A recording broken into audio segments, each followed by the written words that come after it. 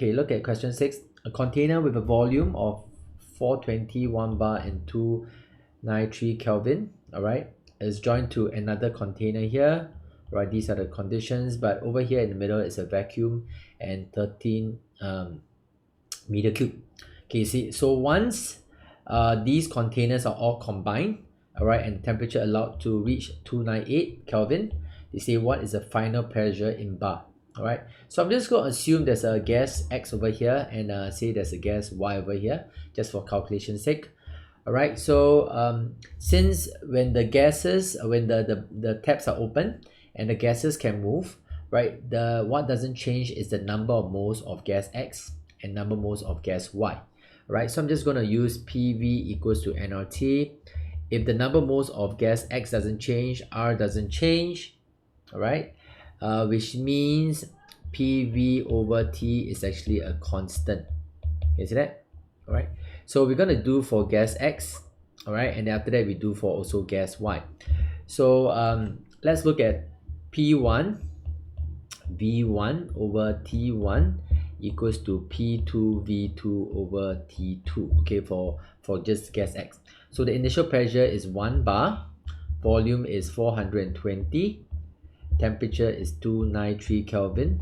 Okay, the final pressure of gas X, right, is Px, right, and the final volume you actually have to add all of them up. Okay, so the total volume after adding them up is 420 plus 13 plus 75.5. So if you all add all of them up, okay, the final volume will be, let me see, I calculated just now, 508.5 meter cube. All right, so this X can now move throughout this whole setup, and the volume is 508.5 meter cube. So this is 508.5 meter cube. All right, and the temperature now is 298.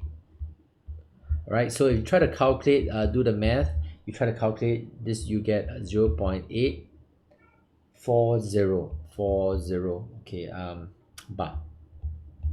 Then okay, because this was actually in bar, so this one will also be in bar. All right, okay, let's try the next one. If I try to do for Y, I'll do exactly the same thing.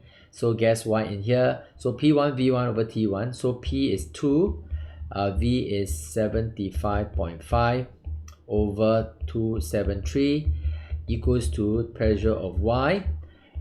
Now the Y also can actually move throughout the whole entire setup, so it's 508.5 divided by the temperature 298. So you calculate Py, I got 0.324 bar.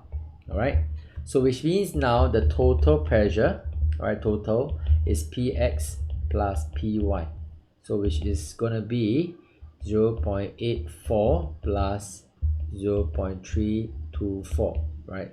Press your calculator, you get about 1.16 bar.